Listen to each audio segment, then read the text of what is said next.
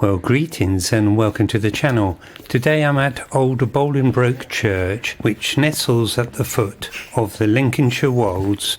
This site has had a church since the Domesday Book period of 1088. The church was significantly rebuilt around 1363, possibly by John of Gaunt, and was originally much larger before being severely damaged in the English Civil War in 1643. The church is very close to Bolingbroke Castle, which was royalist. The parliamentarian forces used the church tower to set up a mortar to harry the occupants of the castle.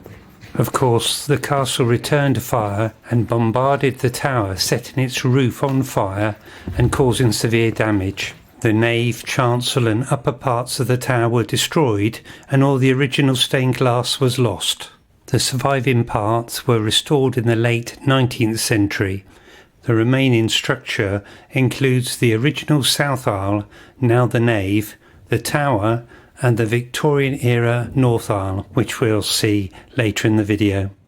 I would encourage you to look at the Friends of the Old Bolingbroke Church website, which I'll provide in the description underneath the video. And now let's enter through the south porch. The figure we are just approaching is probably Victorian because it's crisply carved.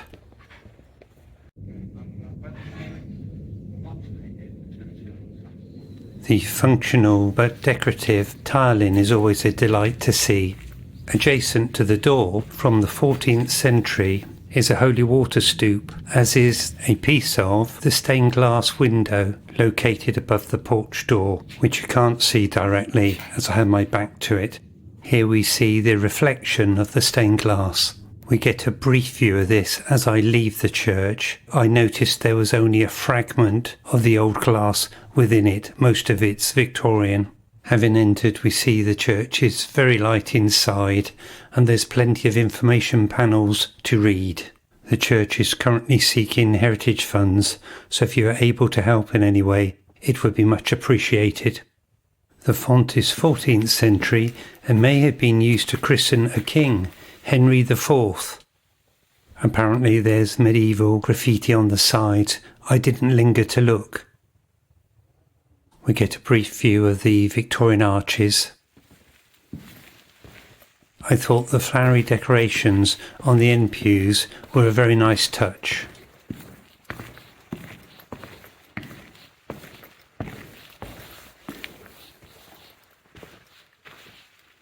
My feeling upon approaching the altar area was it's a bit dowdy. I don't know whether the curtain screen is there to protect some delight behind it or merely to protect the eyes of the worshippers. I hope this is something that they'll consider improving when they get the appropriate funding. The pipe organ is Edwardian, built by Wordsworth and Sons in 1910. As we scan across, we almost miss the pulpit, which seems very low set.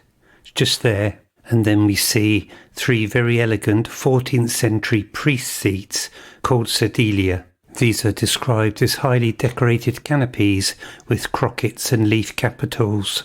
The curvilinear stone mullions of the 14th century windows are noted as being some of the finest in the county. The stained glass is subtle and carries the light well. The pulpit appears to have the same character as the organ, so I guess it's probably Edwardian. Although it is low set, it still seems to have a dominating position in respect to the congregation. The south and west windows are in the same style, each with carved heads as label stops. The stained glass in the west window was donated in 1906.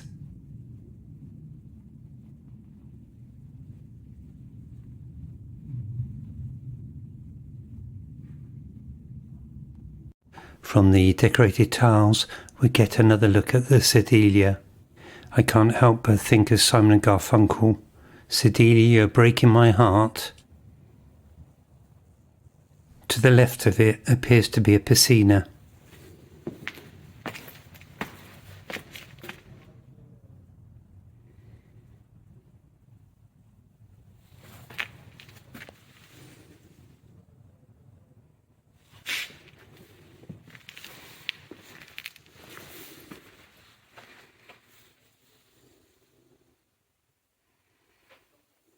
I think this carpeted wooden cabinet is meant to be an ombre, although they're usually a recessed cabinet in the wall for keeping the tools of the sacraments.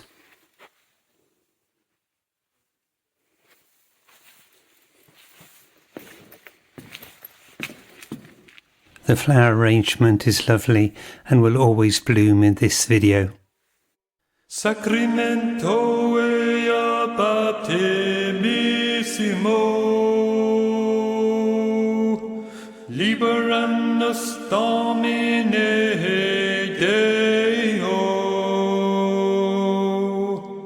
Spiritea omne sancta malo, liberam nos Domine Deo. Glorious mea mortemissimo, liberam nos Domine Deo. I'm just about to meet a man called Steve who kindly let me into the bell tower. Thank you, Steve.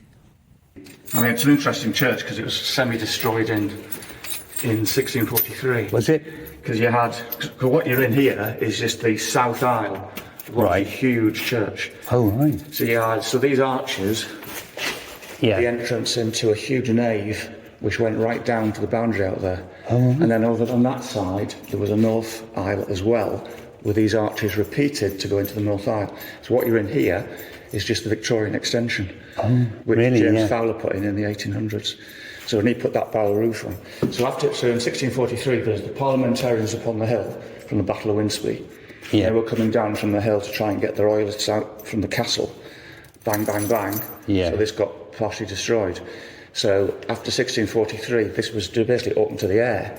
So then these arches were just blocked up and a window put in. Oh, so wow. this was just Yeah. blocked. So that was just the church.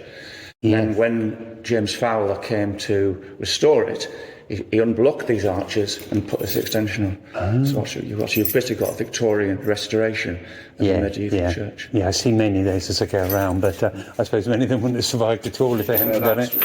So it was huge. Yeah. Very much linked to the castle then, was it? Yes. So you've got 6 bells still working. Yeah. Tenor bell goes back to 1643. They're all working bells. Victorian ladder up to the belfry. Yes. There's probably a spiral staircase in here somewhere, which is gone. Got things like graffiti 1410 on the wall here. Yeah. You've got that used to be on the altar 1600s thing, and then you've got, we think that was probably found, I'll leave it to you now, that was probably found in the rubble. Okay. In here or somewhere else from the church, big church. Yeah, from the tower maybe. And probably when James Fowler restored it, he found this and decided to make an ornament of it. Maybe. Yeah. So. Yeah, it's lovely. It looks like one of those that would be high up to let the rain through, doesn't it?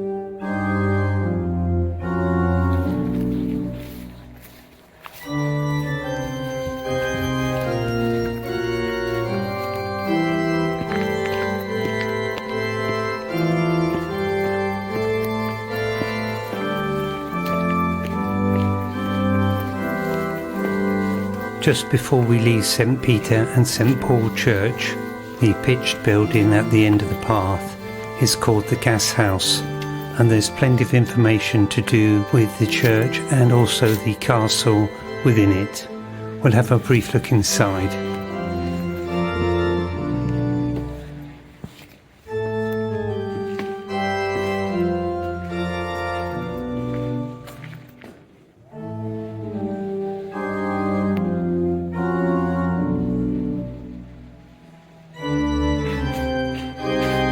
If you made it this far, congratulations, and I'll just take the opportunity to say cheerio for now and see you in the next one. Bye.